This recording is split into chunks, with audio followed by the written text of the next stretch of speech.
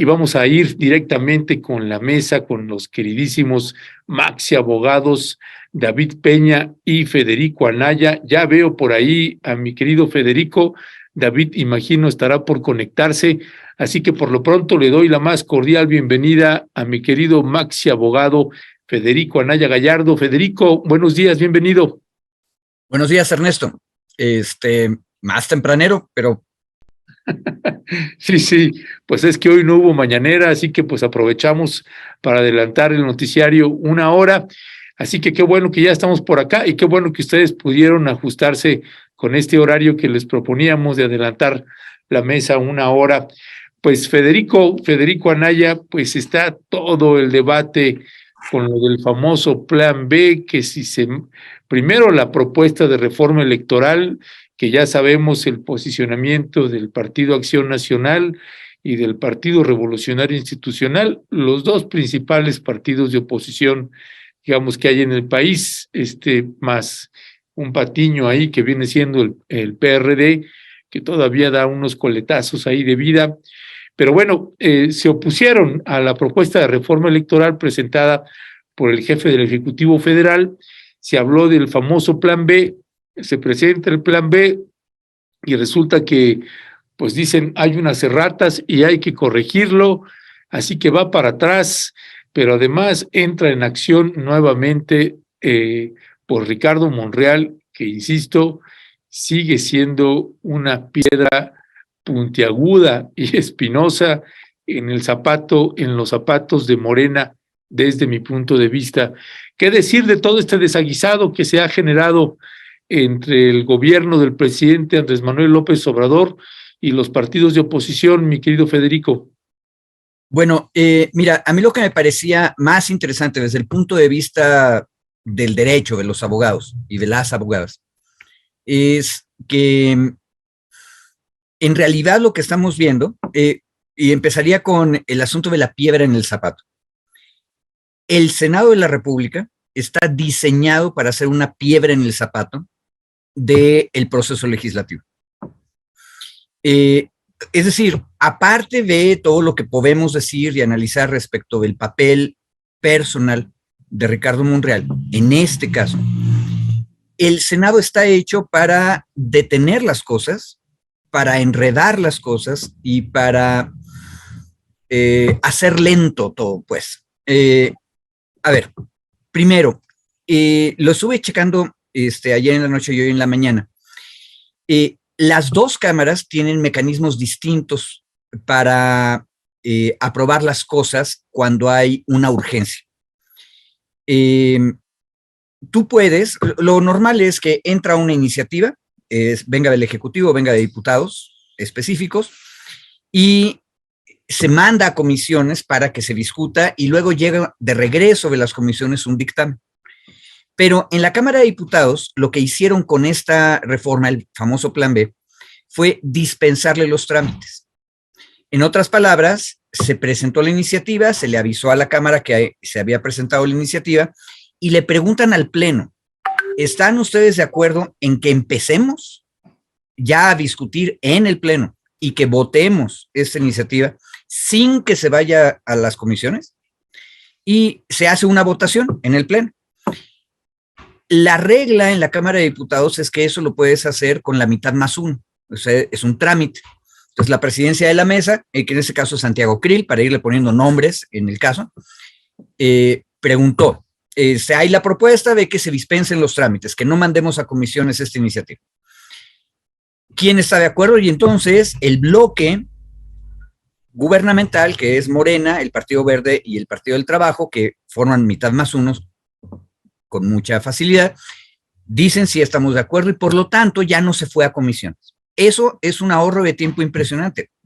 Como mínimo te ahorras una semana, porque cuando las comisiones trabajan más o menos rápido, podrían llegar a tardarse una semana en hacer un dictamen. Esa es la dispensa en la Cámara.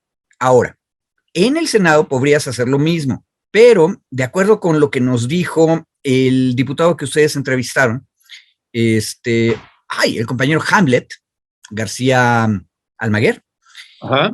En el caso del Senado, esto mismo que acabo de decir se puede hacer, pero no basta la mitad más uno de los que están presentes. Necesitas 2/3 partes. Entonces el Senado es más complicado. En el Senado, Morena, nunca, por cierto, Morena sola jamás ha tenido ni siquiera la mitad más uno. Nunca. Tiene que juntarse con sus aliados para tener la mitad más uno, rascándole. Y ahora menos todavía.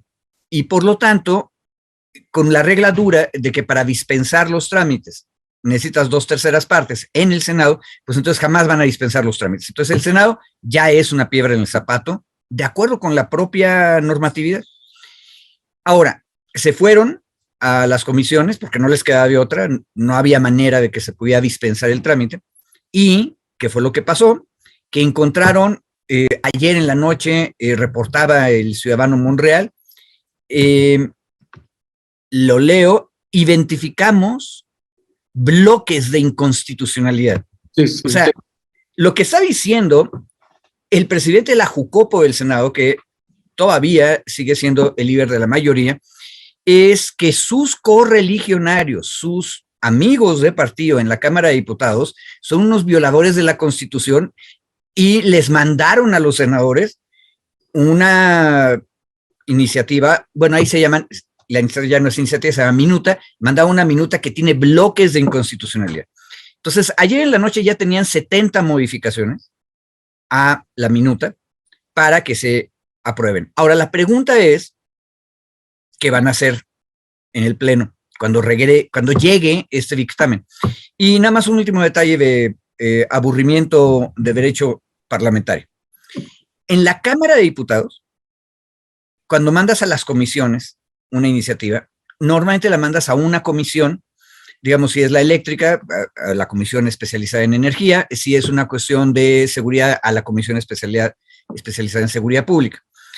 Pero, en el Senado, aparte de mandarla a la comisión especializada, el Senado tiene 3 comisiones de asuntos legislativos. Es una especie de comisiones especializadas en la formalidad jurídica. Entonces, en el Senado siempre hay 2 comisiones y eso es un enredo porque nunca nadie sabe si van a sesionar juntas o pueden sesionar una primero y luego la otra. Pero a ver, Federico, espérame nada más. Dice, son 3 comisiones de asuntos legislativos. ¿Cuáles 3 comisiones te refieres? Así se llaman, asuntos legislativos primera, asuntos legislativos segunda y asuntos legislativos tercera. Bueno, o sea, estudios es el mismo nada más. Sí, tiene razón David, son de estudios legislativos. Estudios legislativos. Primera, segunda, tercera. Bueno, de hecho, la primera no lleva apellido, es estudios legislativos, luego estudios legislativos segunda y estudios legislativos tercera.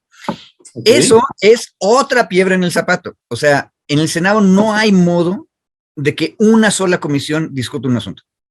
En la Cámara de Diputados. Entonces es más fácil el trámite en Cámara de Diputados. Ahora, ¿por qué el Senado es tan quisquilloso?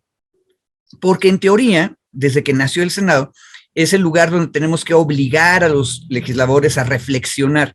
Y eso es una buena idea.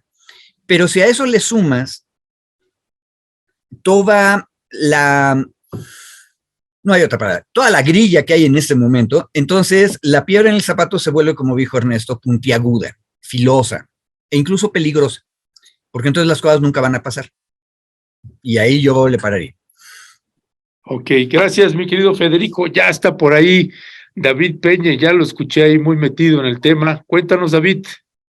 Gracias. Bueno, pues mire, yo comparto uno de los análisis que hace Federico, pero disiento en otros. Entonces, para empezar temprano, vamos a empezar temprano hoy que nos tocó. Buenos días, caballero. Eso me gusta. Eso. A ver, o sea, coincido en lo que dice Federico, en la forma, digamos, en la ruta que se está siguiendo, ¿no? En la forma que se está haciendo el análisis ahora en el Senado. Pero yo estoy intentando ahorita traer a colación en mi memoria otros momentos, digamos, o otros grupos de legislaciones que se hayan procesado así.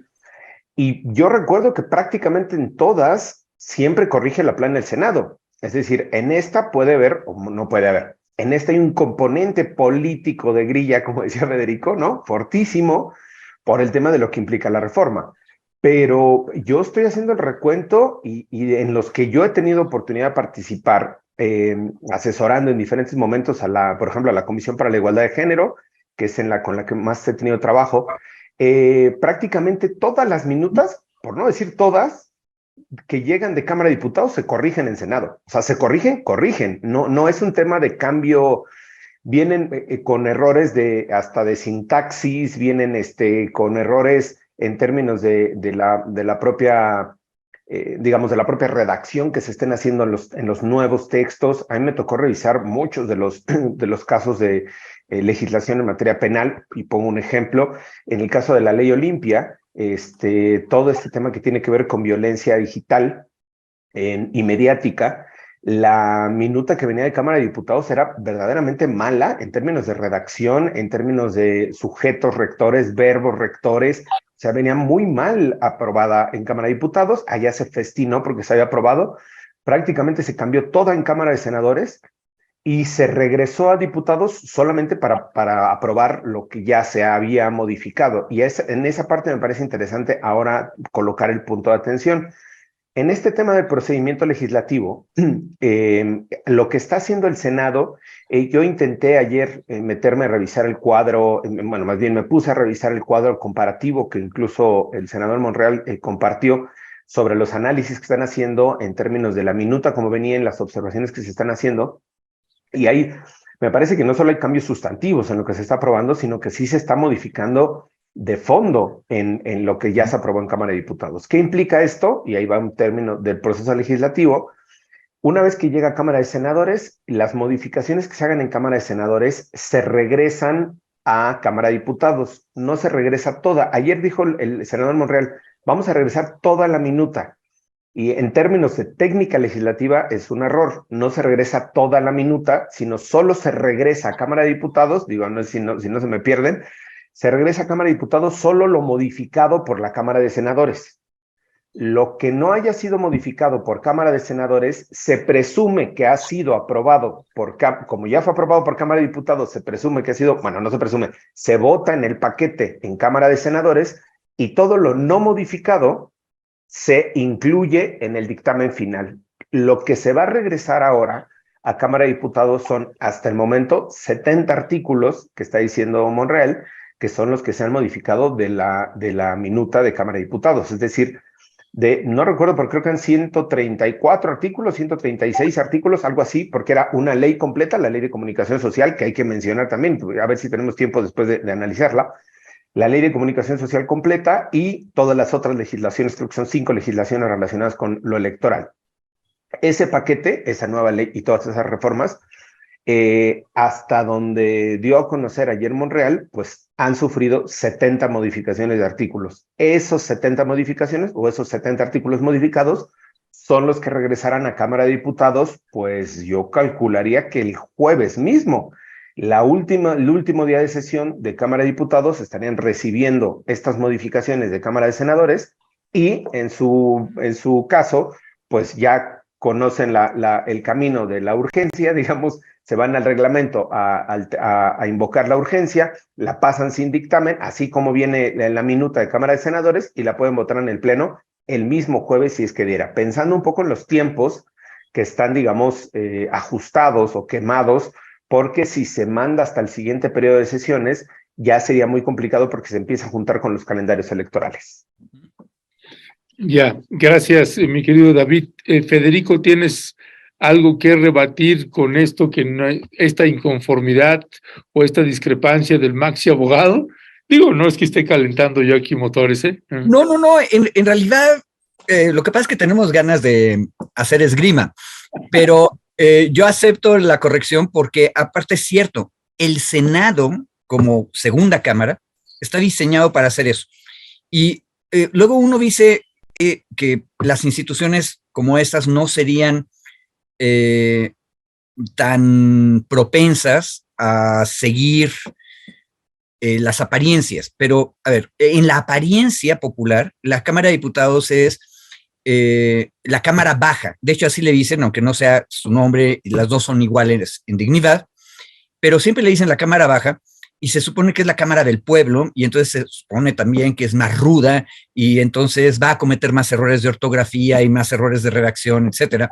Entonces el Senado son los más viejitos, y ojo, estoy hablando en patriarcal, ¿eh? O sea, el Senado son senadores viejitos, patriarcales, que van a corregirle la plana a los demócratas radicales de la Cámara.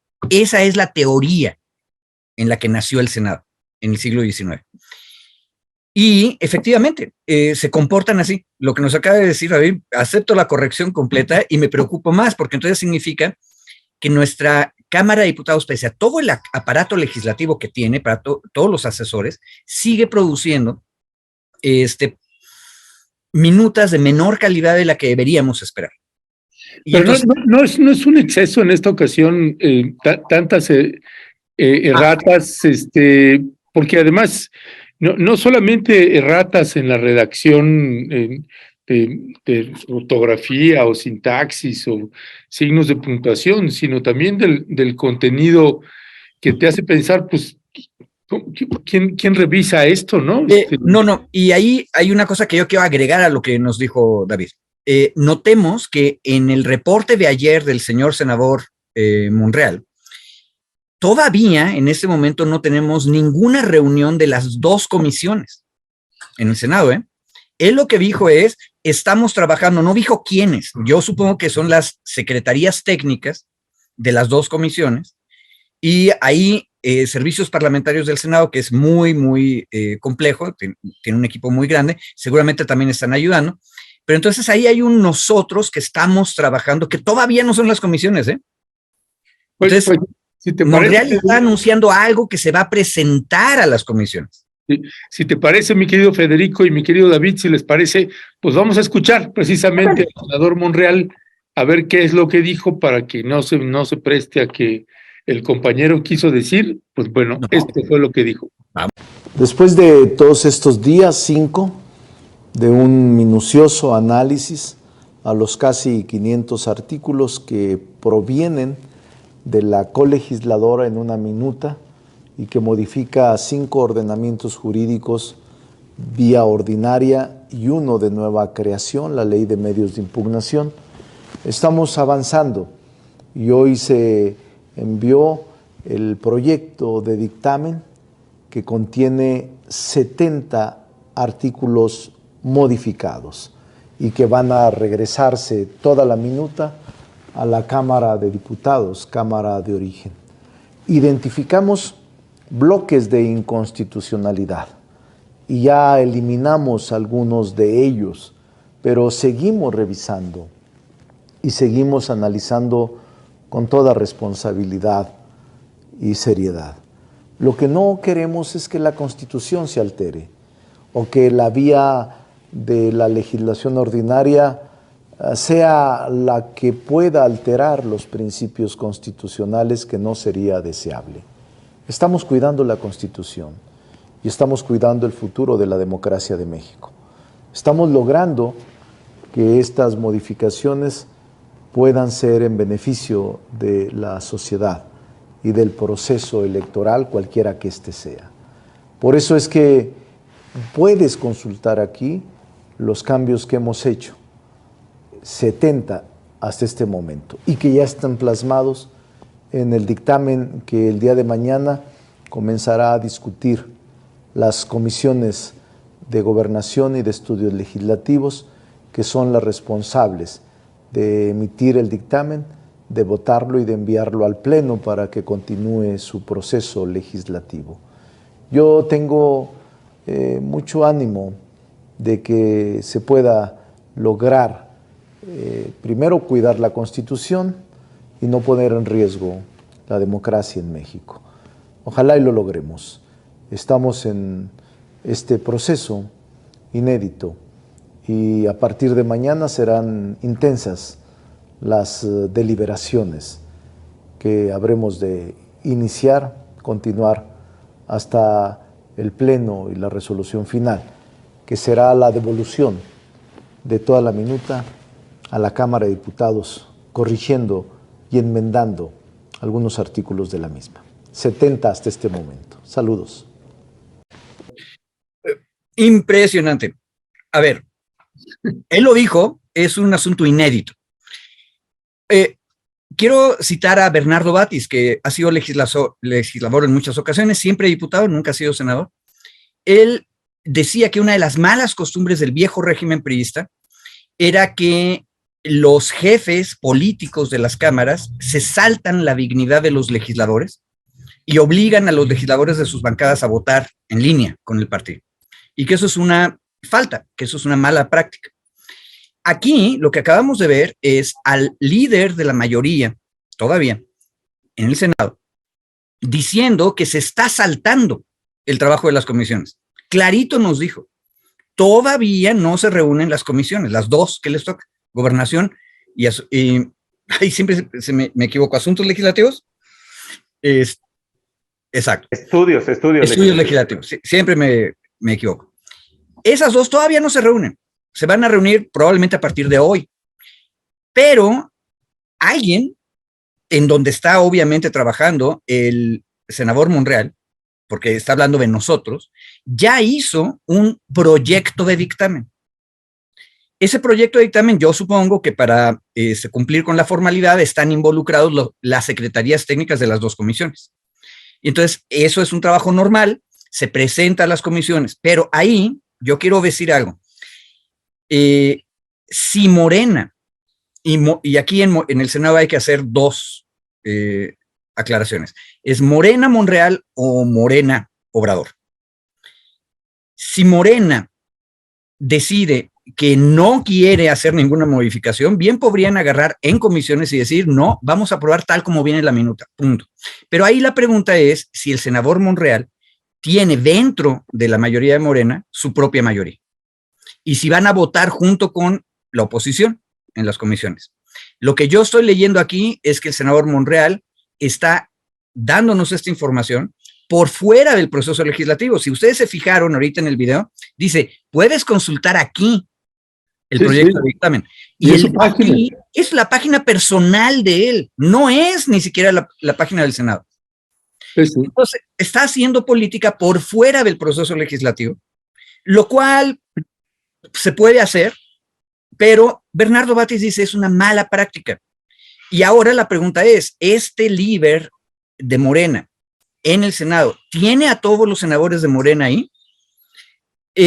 Ustedes en esa mesa, Ernesto, ya entrevistaron a César Cravioto. Y César Cravioto ese es el otro senador fuerte que ha puesto en duda el liderazgo de Monreal, por lo menos en una ocasión en el último año. Pero tenemos que ver, estas dos partes de Morena en el Senado tienen un objetivo común, que es que las cosas vayan aceptablemente bien sin dividirse ni pelearse a la mala. ¿Qué van a hacer? ¿Van a votar separados? ¿Van a votar juntos? Ojo, hay una salida en la entrevista que ustedes le hicieron a Hamlet. Hamlet dijo, si no la quieren regresar con modificaciones, nosotros en la Cámara de Diputados nos reunimos rápido en un extraordinario. Pero ya dijo David, eso es acercarse a la raya y no les van a dar los tiempos. Pero nada más un detalle, lo que acabamos de ver, como dijo Monreal, es inédito en el sentido de que está fuera del proceso legislativo normal. Y ya. David Peña, no sé si quieres añadir un poco más al respecto, porque si no pasaría a otro tema que me gustaría que, aunque no lo platicamos, ¿Nos quieres agarrar en curva? No, y menos a ti, porque tiene que ver con el documental. No, entonces sí, hay que hacer ¿verdad? Hay que hacer publicidad. Que tiene que ver, pero si quieres añadir algo más.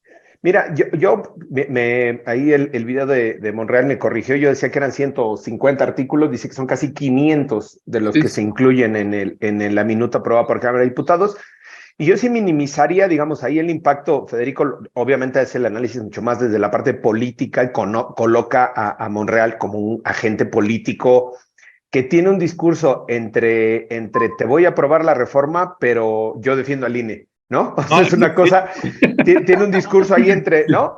Sí, una cosa muy, digo, político, él es, ¿no? Y no olvidemos que el maxi abogado Federico Anaya, pues es asesor de Morena. Estuvo ahí en el Senado, ¿no? Fue asesor en el Senado durante algún No, tiempo. y ahora sigue siendo, pero ya fuera del Senado. Ah, mira. Pues mira, yo creo que el tema justo como está colocado, así, o sea, yo incluso no minimizaría. Si estamos hablando de un universo de 500 artículos, porque tampoco dio la cantidad exacta a Monreal, ¿no? De 500 artículos, y si pensamos que los que se están hasta este momento corrigiendo son 70 artículos, un poquito más del 10%, ¿no? El 11% quizá, 12% de todo el paquete. Yo creo que sí tendríamos que entrar más allá de la cantidad, de si son muchos o son pocos, en cuanto al fondo de cuáles están reformando, cuáles están corrigiendo, digamos, o enmendando, que fue la palabra que utilizó Monreal, de los originalmente aprobados en Cámara de Diputados. Porque pueden ser 10 artículos nada más, pero si de esos 10 artículos está la esencia de la reforma, pues le das al traste a la reforma, ¿no? No es en términos de cantidad. A mí me parecería que es justo los cuadros que estuve revisando, que ya no me acabó el tiempo de hacerlo, pero justo los cuadros para estar haciendo el análisis de cuáles son en el fondo los artículos que se están modificando, estos 70 artículos, y sobre todo, y con esto terminaría, aquellos donde está colocada la inconstitucionalidad. Y recordemos que incluso Cámara de Diputados salió a reconocer públicamente que cuando menos, y comillas, por error se les había ido un artículo que era inconstitucional. Y reconocieron públicamente, Cámara de Diputados, la presidencia de la Jucopo reconoció públicamente de Cámara de Diputados que tenían un artículo en donde le modificaban, digamos, el tope, el piso más bien de la cantidad de votos para mantener un registro de un partido político nacional. Decían que se tiene que tener el 3% en la votación inmediata anterior para mantener el registro a nivel nacional, en una elección federal o en una elección grande, digamos, concurrente federal. Y en la ley, no, eso lo dice la Constitución, en la ley pusieron que se debía tener este 3% o haber ganado cuando menos, o haber obtenido más del 3% en la mitad de las entidades federativas. Daban una segunda opción, es decir, si no alcanzaste el 3% a nivel nacional, puedes entrar si tuviste más de 3% en 16 entidades federativas, que era una segunda opción, digamos, una opción bis, ¿no? Eso es absoluta, notoriamente inconstitucional. Digo, la Constitución te establece un tope, punto. No puedes hacer tú en una ley secundaria una salida B o un plan B. Y eso salió a reconocer y se pronunció el Partido Verde, se pronunció el PT, hubo varios pronunciamientos de diputados la semana pasada. Yo, cuando menos, tomando ese ejemplo que ellos mismos reconocieron que se fue con error, asumiendo o suponiendo que haya sido un error, no me parecería tampoco tan grave que ahora se estén haciendo estas 70 modificaciones en Cámara de Senadores. Insisto, tiene un componente político, Federico lo coloca muy bien, este actor político que es Monreal, y al final como juega, digamos, con todos estos valores y necesidades ahora que tiene el presidente sobre la reforma electoral.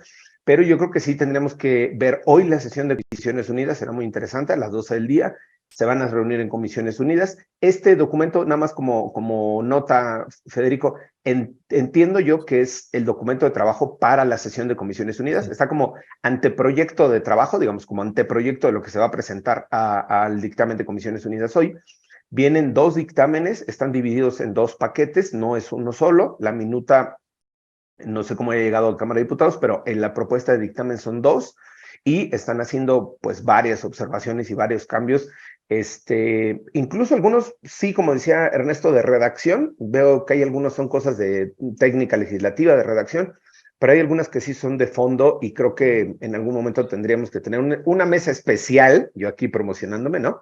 Para hacer el análisis de alguno de estos puntos, sobre todo también la ley de comunicación social, que entra en este paquete, que no tiene que ver con el tema electoral, pero que entró en este paquete y que es en cumplimiento de una ejecutoria de un amparo de la Suprema Corte de Justicia, que ganaron organizaciones de la sociedad civil, artículo 19, Fundar, y no sé quién más estaba ahí metido, promovieron un amparo porque la ley de comunicación social que había sacado en su momento Peña Nieto era una cosa horrible.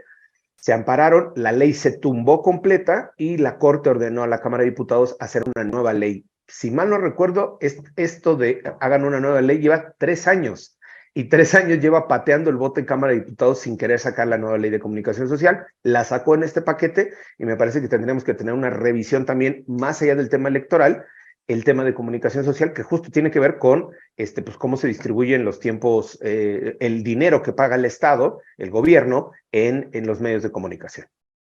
Sí, sí, es todo un tema y sí que da para 1 o 2 programas, y que tengamos también algún otro invitado o invitada también experto en la materia para poder platicar con él, mi querido David, así que te voy a tomar la palabra en ese sentido. Y si no te molesta, mi querido Maxi Abogado David, pues me gustaría abordar el otro tema que de hecho en la audiencia lo comentan mucho, el documental A Plena Luz sobre el caso del multihomicidio en la colonia Narvarte en la Ciudad de México. ¿Qué decir, David? Que además, déjeme decirle, pues una de las estrellas principales ahí del documental. Del elenco. Sí, y Carla Michel también, que Sí. a pesar de que David la interrumpía y todo, bueno, finalmente con el carácter que tiene la comandanta, ¿no? Pues vaya exposición. No, David, muchas felicidades, ya fuera de WhatsApp, muchas felicidades por ese extraordinario trabajo, y que le permite y le permitió a mucha gente pues tener un poquito más de luces y más claridad sobre el caso. Estoy leyendo, incluso nuestra querida María Guzmán dice, no, yo me lo tuve, yo como no conocía mucho del caso, me lo fleté 2 veces. Así que, bueno, ¿qué decir, David? ¿Cuál es tu valoración? Bueno, pues gracias, mi querido Ernesto, gracias a los comentarios en el chat también. Erika, varias compañeros están comentando el documental, que bueno, que ya lo vieron, ya saben que yo haciendo acá promoción. Mira, yo creo que el tema del documental ha sido un esfuerzo por parte de las familias primero, en ese orden, digamos, de ideas, ¿no? Las familias siguen luchando, siguen buscando justicia, lo veíamos en el documental. No vamos a hacer alerta de spoiler para aquellas y aquellos que no lo han visto, pero las propias familias se ve cómo siguen pidiendo y exigiendo justicia. Y desde luego que ha sido un proceso de documentación muy interesante, porque varios de los, digamos, de la información que surge en el documental, o que se presenta en el documental, literalmente se construyó o se pudo ubicar en la construcción del documental, que es algo muy interesante. Nosotros como organizaciones de la sociedad civil, pues hacemos el análisis del expediente, la defensa de las víctimas, desde luego de sus intereses, pero no tenemos la capacidad de los recursos económicos para hacer inversión en términos tecnológicos o científicos, para hacer buena parte de lo que ahí se hizo para el documental, el cruce de los videos, el análisis forense de los videos, el análisis forense de las llamadas, que no había querido hacer la fiscalía en su momento, y que la actual fiscalía se resiste a hacer, o se resiste a valorar o analizar. Entonces yo creo que también ha sido un aporte muy significativo, no solo para la visibilidad del caso, como decías Ernesto, que me parece muy importante, sino también para darle un giro a la investigación, un giro, digamos, positivo. Hay buena información que se extrajo a partir del trabajo que estuvieron haciendo los especialistas, no necesariamente los que aparecen a cuadro, los especialistas que aparecen a cuadro son unos, pero los que hicieron la chamba y la talacha fueron otros compañeros y compañeras muy valiosos, historiadores, historiadoras, analistas de datos. Y esa información creo que al final pues sirvió para el caso, ¿no? A mí me gustó el documental, me parece que es un muy buen ejercicio, bueno, pues esto ya nos abre también la posibilidad. Ya yo les había comentado que tenemos ya varios documentales y pelis sobre los casos que llevamos, pero bueno, estar en la plataforma de Netflix parece que es muy importante en términos del alcance que se puede obtener, ¿no? Y tenemos pendiente también, Ernesto, que te había dicho, hagamos una tertulia comentada o algo ahí en Tierra Adentro para comentar la peli. Sí, de hecho, fíjate que lo comentamos también con el director, que se me fue ahorita el nombre de él. Alberto Arnaut. Alberto Arnaut, sí, tuvimos ahí, lo entrevistamos y acordamos que íbamos a hacer una tertulia. Él aceptó la invitación de venir acá al Tierra Adentro, de presentar el documental incluso acá, pues que estuvieras con nosotras y nosotros acá David, para comentarlo, Carla también, si... Sí, claro, invitar a Carla, que aunque la interrumpo, es parte del debate. Nosotros lo grabamos varias veces y nos dijeron, a ver, no se interrumpan, luego interrúmpanse, luego complementense. Entonces sí fue el elenco ahí como para, pero es parte así ejercemos el trabajo. Eso sí. Federico, no sé si tú ya lo viste, quieras comentar algo al respecto. No, yo no lo he visto, pero nada más quiero comentar lo importante que es que los medios de comunicación, tanto los hegemónicos, en este caso es Netflix, como los independientes, se interesen en investigar casos para que la opinión pública esté enterada. Y hay un detalle que yo creo que hay que subrayarlo. Qué bueno que las audiencias de una plataforma comercial como Netflix estén interesadas en ese tipo de cuestiones. Es un paso adelante en términos de ciudadanización y de concientización política. No va a haber manera en que los defensores de derechos humanos y de un debido proceso de a de veras tengan éxito si la sociedad no se escandaliza con todas las injusticias que se cometen.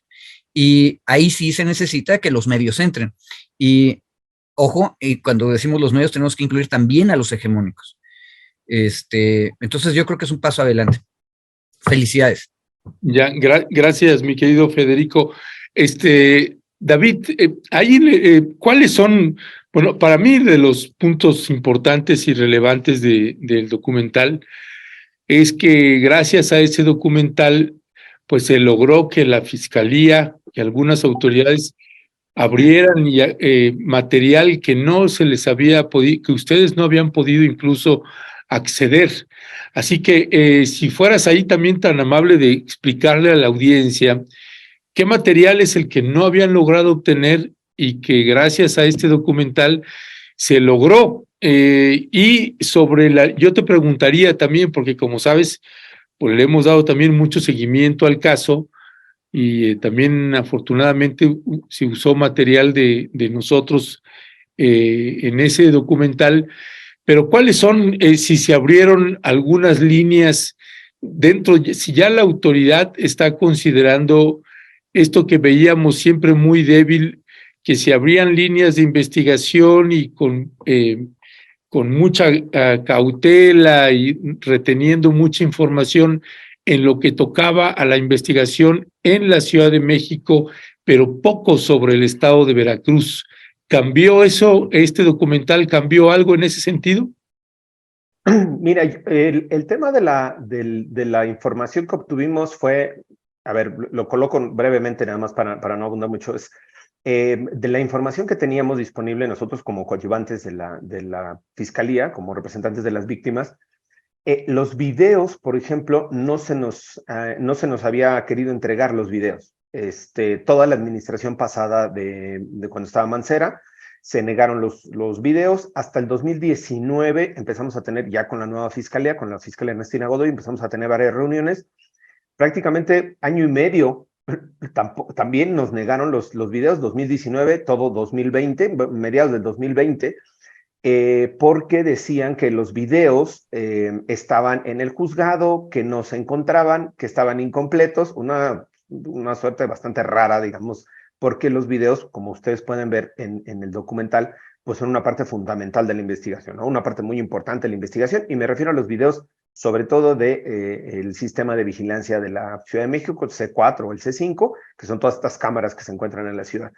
Durante todo ese tiempo se negó la entrega de los videos, y lo que nosotros ya después inferimos, a partir de que los empezamos a ver y analizar, es que se nos había negado justo porque rompía los videos su construcción de 3 asesinos que no habían planeado el crimen, que conocían a una de las víctimas, que entraron a robar algo y que se fueron.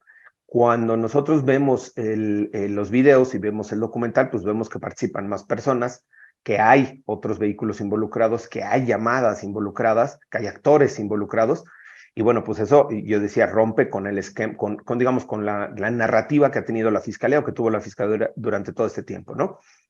Ahora, El acceso a esos videos, desde luego que nos permitió cambiar esta narrativa, tener esta nueva perspectiva, y yo sí sumaría, además del análisis de los videos que hicieron en la producción, el análisis de las llamadas me parece que ha sido fundamental para volver a colocar la línea de investigación, para fortalecer, digamos, la línea de investigación de una operación planeada, de una operación orquestada, insisto, no solo como lo presenta la Fiscalía y lo sigue manteniendo la Fiscalía, como si se trataran 3 personas que fueron a robarse algo del departamento.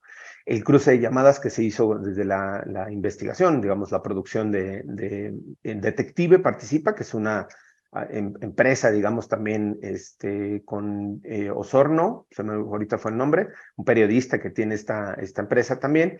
Y Diego bueno, Osorno. Diego Osorno y los compañeros y compañeras que estaban en la producción junto con Alberto Arnaut hicieron todo este análisis, digamos, de las llamadas. Eso fue muy importante porque justo el cruce de llamadas nos permitió también encontrar que había números de teléfono que no habían sido investigados y que cuando la Fiscalía los intentó, entre comillas, investigar, pedía mal los números a la empresa, ¿no? Entonces, el 553 y pedía a Nextel, mándame la información del 552, y Nextel le decía, pues es que no existe. Y le decía a Movistar, mándame la información del 552, y Movistar le decía, pues no existe. Eso lo hicieron 3 veces la Fiscalía. 3 veces, y la inferencia que nosotros arribamos es que no lo hicieron de forma equivocada culposamente, sino dolosamente. Lo que estaban ocultando era la información de ese número telefónico. Ahora, 7 años después, casi 8 años después, ¿a quién corresponde este número telefónico? Esa va a ser la bronca, encontrar el número telefónico. Y a quién correspondió y qué líneas de investigación se vinculan con ese número. Pero bueno, sin entrar más allá, toda esta información se fue aportando, se aportó a la Fiscalía, llevamos, la primera información se aportó justo hace un año, noviembre del año pasado, en relación con estos nuevos hallazgos, y hoy es fecha, diciembre del 2022, que no hay una nueva aporte de la Fiscalía, una nueva línea de investigación fortalecida, ¿no? Hasta ahí se quedó, se retoma Veracruz, sí, se mantiene una línea de investigación sobre trata de personas, que ya lo habíamos dicho públicamente en conferencia, pero la Fiscalía no ha hecho nada más, incluso, y con eso termino nada más, se atrevió la Fiscalía a hacer un contraperitaje del peritaje de llamadas y de videos que nosotros hicimos con la producción. Se hizo un análisis de video muy importante sobre una de las personas que aparece ahí, y la Fiscalía dijo, pues yo no creo tu peritaje y voy a hacer el mío. Entonces, ahora estamos en un debate con la Fiscalía en donde está haciendo sus contraperitajes, digamos, a los peritajes que ya se hicieron, y con esta producción, con el dinero que se tenía, se estuvieron haciendo estos peritajes científicos, técnicos, y la Fiscalía dice, claro, como le rompe el esquema de su narrativa, pues dice, ahora voy a defender mi narrativa a como dé lugar, y ahora está haciendo contraperitajes, no tiene un nombre en realidad. Impugnar, no impugnar, para cuestionar, digamos, lo que estamos nosotros presentando, ¿no? Oye, David, ahorita que, bueno, Federico pide la palabra, pero nada más una pregunta, y para la audiencia que tenga claro, estamos hablando de la Fiscalía de Ernestina Godoy. Sí, esta Fiscalía es con la que estamos llevando el proceso, y las reuniones con Ernestina son como cada 3 meses, más o menos. Ahora tenemos una el 16. Bueno, yo tenía el día de la posada, está bien, de la reunión se vienen a la posada, muy bien, David. Exacto. Oye, nada más una pregunta, David.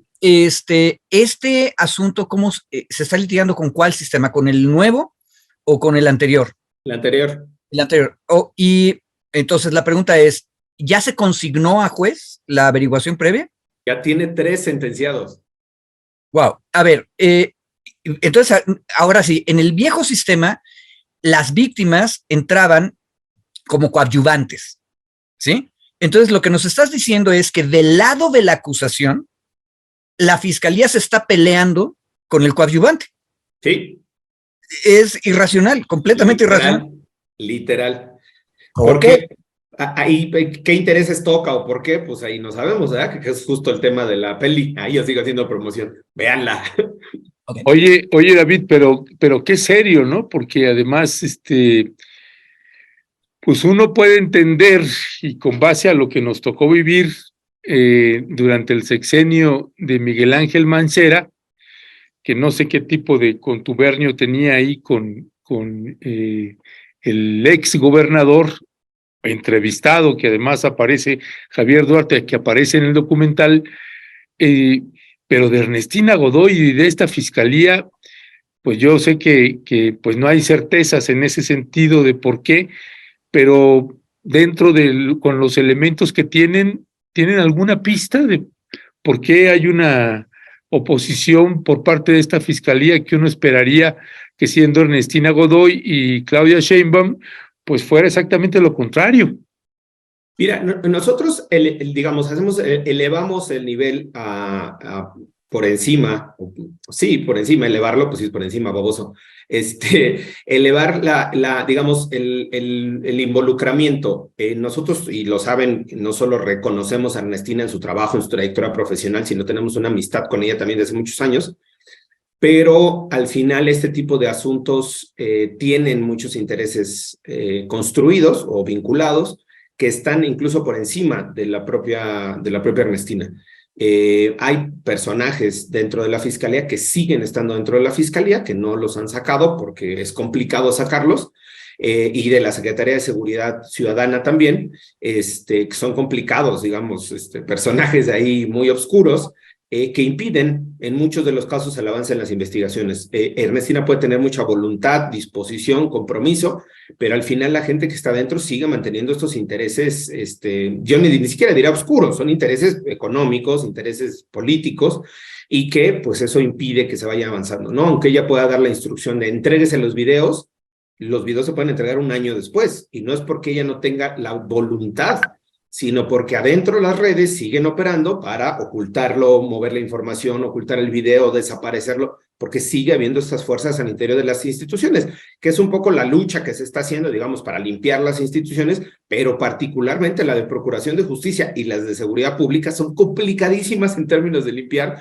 porque están construidas, están afianzadas ya con un chingo de muchísimos intereses políticos, económicos, incluso hasta de control social. O sea, yo pensaría, personal de la fiscalía, que corras y que tiene alianza con X grupo, va a decir, mira, si tú me corres, yo te genero una violencia en no sé qué pueblo y en no sé qué comunidad, y a ti te va a generar un tema de ingobernabilidad, y a ti te va a generar un tema de escalada de índices delictivos, y a ti te va a generar... Entonces, yo no diría atados tampoco, porque ha tenido buena actuación en otros casos, pero sí están limitados, digamos, en su actuación. Insisto, yo no lo veo en términos personales de ellas, ni de Claudia, ni de Ernestina, sino más bien en toda esta estructura que está inmersa en las instituciones, que es muy complicado romper. Me hace pensar, ahorita que escucho a David, mi querido Federico, pues del caso Ayotzinapa y de la Marina y del Ejército, que tienes al presidente dando la orden de que abran todos los expedientes, y ya estamos en el 2020, terminando el 2022, y siguen sin entregar todo, ¿no? Así es.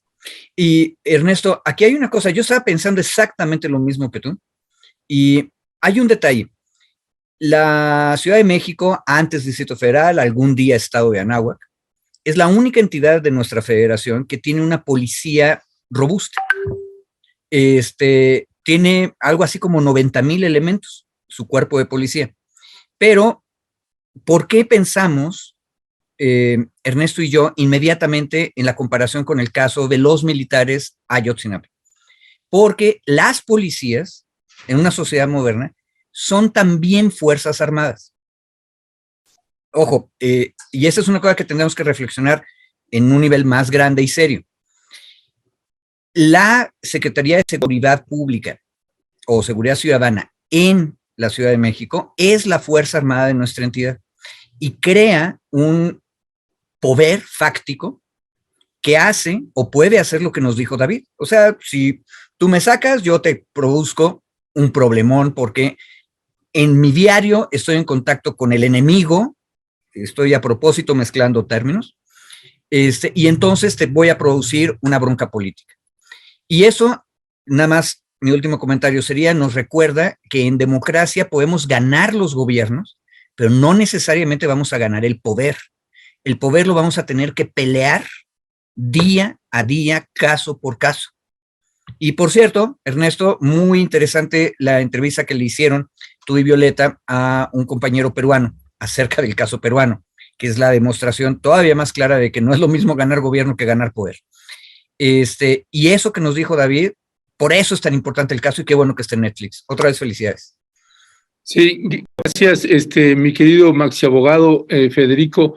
Sí, y de hecho aprovecho para anunciarles que el día de mañana pues vamos a tener un enlace hasta Perú con una militante ahí de Partido Perú Libre, precisamente para hablar sobre lo que está sucediendo en Perú, que ahora pues se ha dado la vuelta y ahora ya empezaron las manifestaciones y lamentablemente la represión a estas manifestaciones, todo un tema y Perú más convulso que nunca, aunque también se arrojan ahí destellos de esperanza de ver pues que ya el pueblo pues empieza a reaccionar, porque los agarró a todos de sorpresa y despertando del letargo empiezan las movilizaciones fuertes e importantes.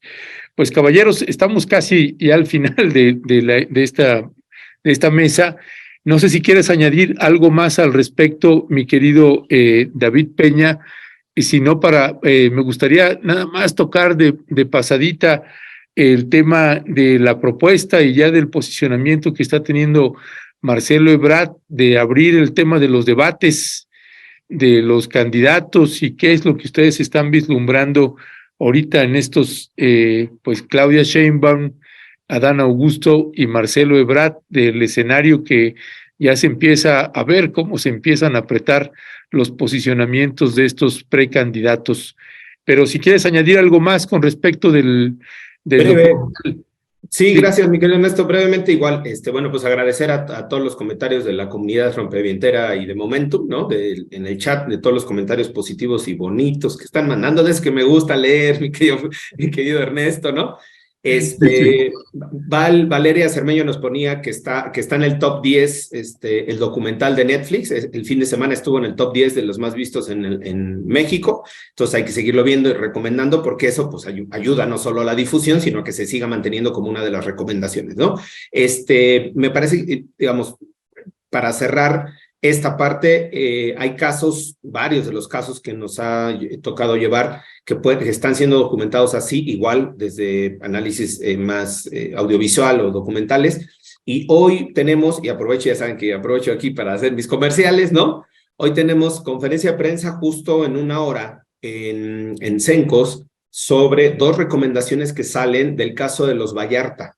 2 recomendaciones de la Comisión Nacional de Derechos Humanos, no sobre Israel Vallarta, que es el que fue detenido con Florence Cassé, sino sobre todo el resto de la familia, que también fueron detenidos, torturados, arbitrariamente acusados, injustamente presos, toda esa historia. Salen 2 recomendaciones de la Comisión Nacional de Derechos Humanos que se lograron después de muchos esfuerzos. Son recomendaciones ahí medio, pues ya, no voy a hacer spoiler tampoco de la conferencia, pero se presenta hoy también. Es otro caso que me parece que es importante llamar la atención. Solo se ha centrado mucho la atención en Israel Vallarta, desde luego por la relevancia del caso mismo, pero el impacto que ha tenido hacia toda su familia también ha sido muy, muy fuerte, ¿no? Hoy anunciamos la presentación de estas 2 recomendaciones que se emitieron la semana pasada, no se han hecho públicas por la CNDH, están en espera de que se admita son dirigidas a la Secretaría de Seguridad y Protección Ciudadana, pero hoy tenemos también ya lo estaré comentando por acá si quieren en otro momento para poder hacer el análisis también. Y lo de Marcelo me sigo de corrido para cerrar. Me parece que el análisis que se está colocando, el punto que está colocando Marcelo, creo yo que es bastante objetivo en términos de lo que está pidiendo, Sí. y que no podría Delgado, el presidente de Morena, decir que no. Es decir, no se está yendo a una cuestión subjetiva, sino está poniendo 3 o 4 de los que yo conozco elementos objetivos que a mí me parece muy complicado para que Morena no los pueda aceptar, porque le restaría legitimidad. El primero de ellos dice que desde Morena, cuando se fijen las bases para la candidatura al presidencial, se pongan los plazos de renuncia de quienes son funcionarios públicos para que puedan participar. No es una restricción constitucional legal. Lo que está diciendo es si nos vamos a subir al barquito, que nadie esté en puestos públicos, digamos, para poderle entrar. Eso me parece que te da certeza, o sea, me parece que es. Dos, los debates, hagamos debates entre los anteprecandidatos, o no sé cómo se le llame, aspirantes a precandidatos, ¿no? Para conocer las propuestas de trabajo. Y él decía, bueno, el equipo de trabajo, sobre todo la senadora Malú Mitchell, que es la que ha estado encabezando el proceso, digamos, acompañando este proceso político, decían, vamos a conocer los programas de trabajo, no solo nos vayamos por popularidad, por el aplausómetro, hagamos debates de los aspirantes, conozcamos las propuestas de trabajo, los debates, digamos, en términos de los contenidos de los programas de trabajo, y a partir de ahí, pues ya podemos hacer una evaluación. Y tercer punto, que no sé si hay otro más, pero el tercer punto que colocaban era el de las encuestadoras. No para darle certeza al proceso, si son 3 precandidatos o 3 aspirantes o 3 anteprecandidatos, candidatas, que cada uno escoja una encuestadora, se hace la revisión, entre las encuestadoras técnicamente se hace el proceso de metodología y se aplica la metodología con las encuestadoras. Quien resulte ganador o ganadora, sea de las encuestas, sea quien encabece la precandidatura a la presidencia. Insisto, me parece que cuando menos de esos 3 elementos que yo he visto, estos 3 elementos son objetivos, no son nada irracionales, no están en una grilla, digamos, barata o una grilla simple, y creo que daría mucha certeza al proceso, daría mucha certeza y mucha confianza también a la gente en depositar el voto, el seguir con Morena, si se garantizan estas cosas, entre otras que pudieran garantizar los otros precandidatos y precandidatas. Pero a mí de entrada las propuestas que están haciendo me parecen buenas y que ayudarían también a darle certeza al proceso en sí mismo y acabe. Órale, gracias David. Federico. Empiezo por lo que acaba de decir David. Es muy razonable, pero el público, las ciudadanas y los ciudadanos tienen que estar pendientes de un calendario fuerte. El calendario fuerte es el electoral. El año que viene, 23, la Constitución y las leyes electorales como están ahorita, e incluso si pasa el plan B, eso va a seguir igual, tienen tiempos muy claros. Todo lo que está proponiendo Ebrard, que es razonable, va a ocurrir después que empecemos las precampañas. Y eso es muy importante porque lo que se había estado entendiendo era que ya ahorita pronto, ya en ese momento empecemos a hacer debates. Y eso es tremendamente complicado y peligroso. Piensen ustedes que tenemos una comisión de quejas en el INE que es tremendamente parcial y que ya está pidiéndole medidas precautorias, por cierto, nada más a Claudia Sheinbaum, no a los demás aspirantes a precandidato. Perdona ahí que te interrumpo, tengo una duda en ese sentido, Federico. Yo había leído y escuchado en una entrevista a Mario Delgado hace como 5 meses o 4, que la consulta con las encuestadoras para los precandidatos o precandidatos era en marzo, y luego escuchando a Marcelo Ebrard este fin de semana, él habló de agosto, y no sé si tú tendrías claro ahí las fechas de esto, porque, pues digo, es fundamental saber estas fechas. Un detalle, de hecho, el sistema de encuestas de Morena ha ido evolucionando en los últimos 4 años. Y si ustedes se fijan, en las últimas candidaturas que hubo mucho menos crítica a los procesos de encuesta que antes. ¿Por qué? Porque de alguna manera se ha ido perfeccionando el sistema. Pero la diferencia de fechas que tú estás diciendo tiene que ver precisamente con eso. Una encuesta demasiado pronto, en marzo, implica que estamos fuera todavía del momento de precampaña. La encuesta en agosto está dentro de la precampaña y tiene mucho más sentido.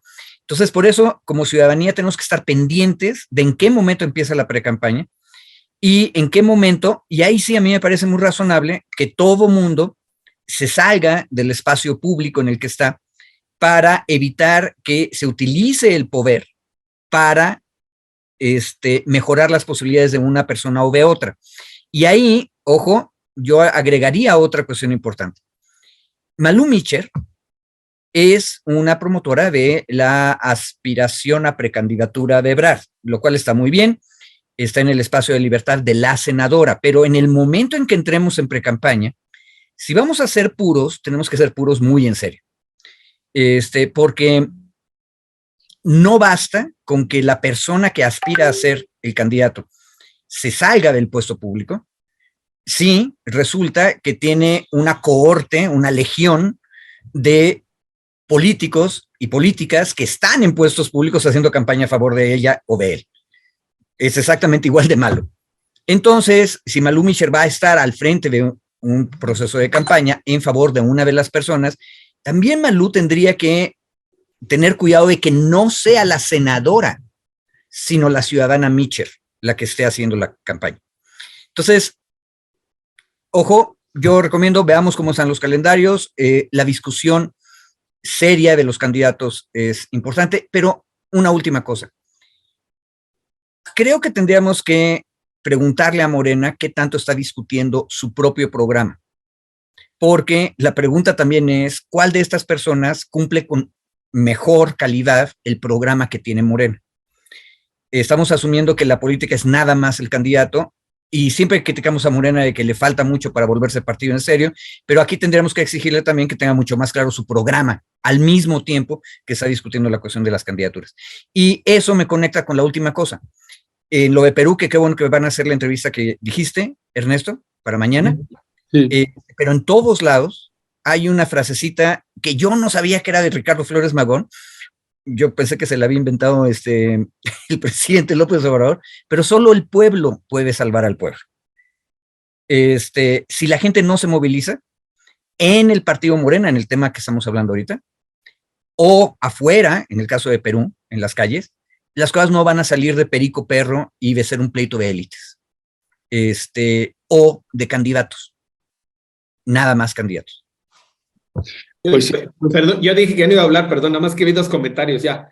Uno nada más dice que por qué no comentábamos el documental de Duda Razonable, nada más para el chat, lo teníamos en la agenda para el día de hoy, pero ya se sumaron otros temas, justo para hacer el análisis, digamos, también de lo que impactó el documental de Duda Razonable y la resolución de la Suprema Corte de Justicia. Y otro comentario que igual me parece interesante, dicen, ¿por qué nunca consideran ustedes como anteprecandidato a Noroña desde la izquierda? Y me parece que igual, si vamos a sumar en el listado a los que cuando menos han levantado la manita, pues tendríamos que sumarlo también. Digo, no es exclusión nominal, dice el compañero acá, ¿no? Sino están en la agenda, sí, pues nos referimos a los que se ha referido el presidente, pero están ahí en el escenario también, ¿no? Y estamos hablando de los precandidatos de Morena. Es que ahí hay un problema. El problema de Fernández Noroña es que él siempre ha jugado como precandidato del PT.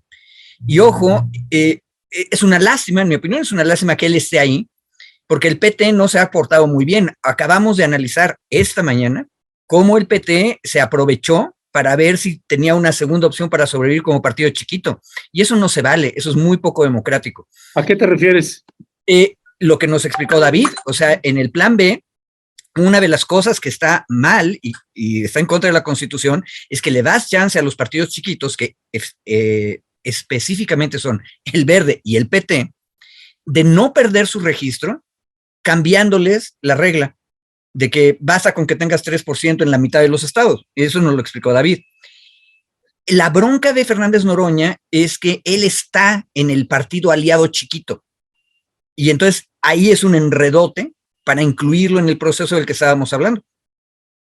Pues sí, y además cuando hizo ese movimiento para tratar de quedar como presidente de la Cámara, metiendo ahí a Toledo. A Toledo, sí, fue tremendo, y entiendo que eso también le tuvo sus costos fuertes e importantes. Déjenme nada más ya para despedir, a propósito de lo de Perú, la semana pasada presentamos un audio de uno de los periodistas peruanos, que entiendo tiene un alto rating, que se llama Philip Butters.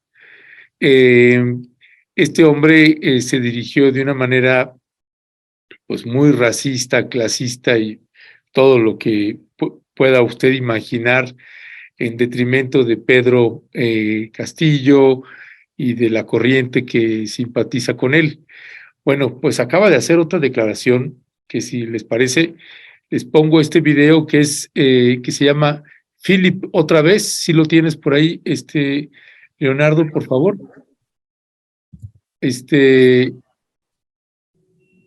¿No tienes el de Philip otra vez? ¿No tienes uno que se llama Philip otra vez? Vamos a escuchar ese de Philip Butter 2 y luego escuchamos luego el otro, que ambos duran menos de un minuto. Vamos a ver. A ver, voy a tratar de ser lo más gráfico posible. Pedro Castillo es un analfabeto funcional.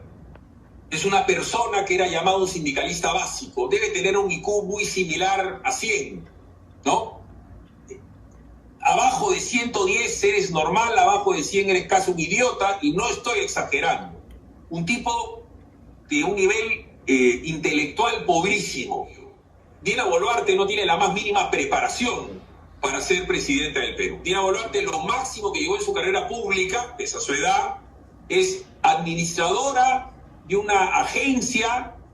Entonces es una persona que ganaba, lo voy a poner en términos claros, $1.000 mensuales. Reitero, el Perú se ha salvado del terrorismo de Sendero Luminoso, del resentimiento social, del resentimiento étnico, porque para que entiendan los mexicanos, ustedes hace unos 100 años superaron el tema del racismo.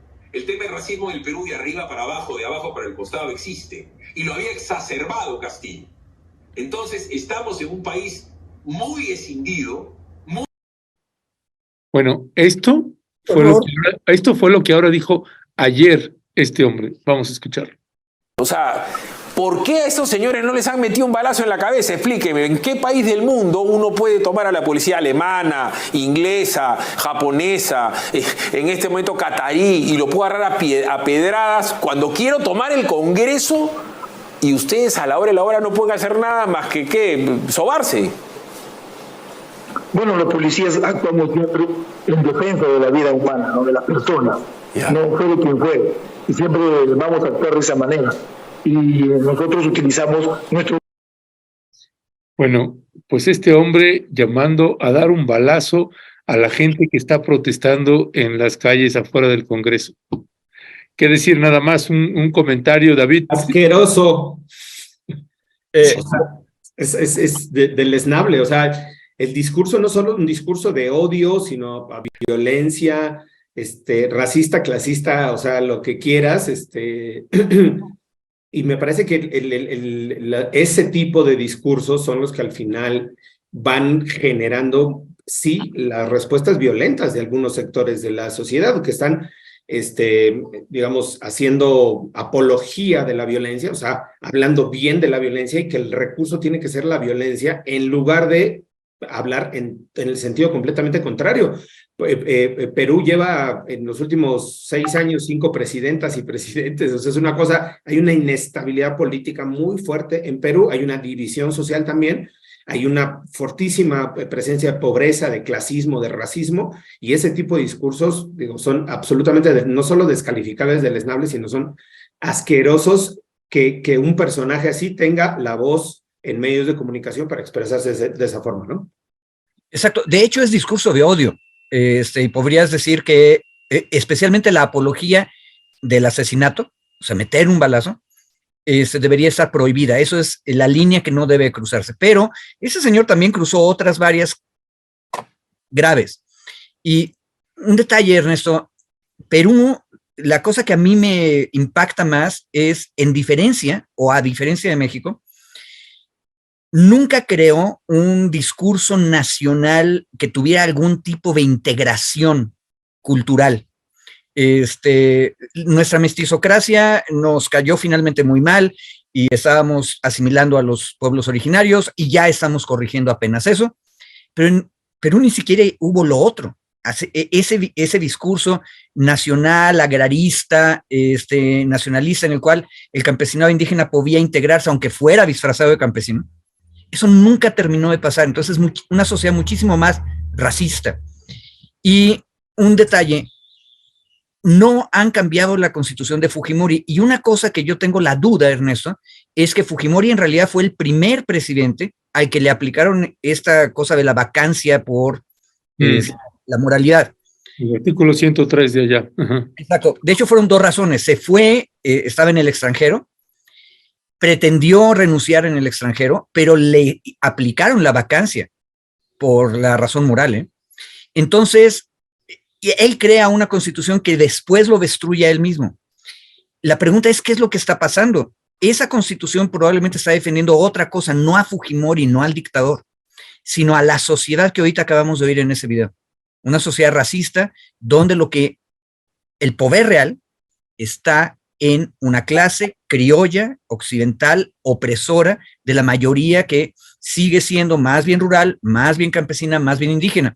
Y ojo, están demonizando al único movimiento social más o menos más grande que hubo, ojo, y tremendo terrorista sanguinario que fue Sendero Luminoso, pero que tenía una base social completamente distinta.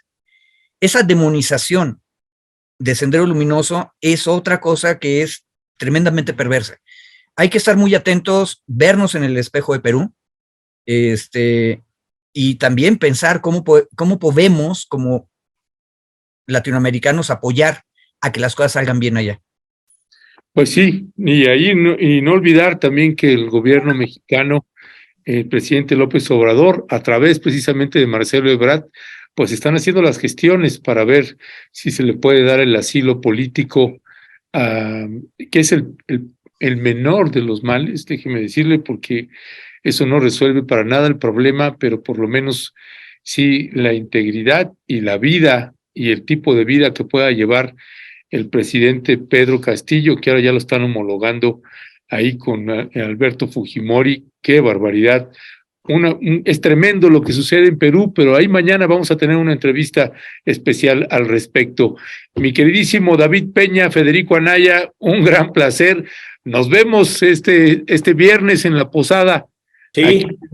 Aquí les estaremos. Gracias por invitarnos. Un abrazote. Abrazos, saludos a toda la audiencia, gracias. Saludos.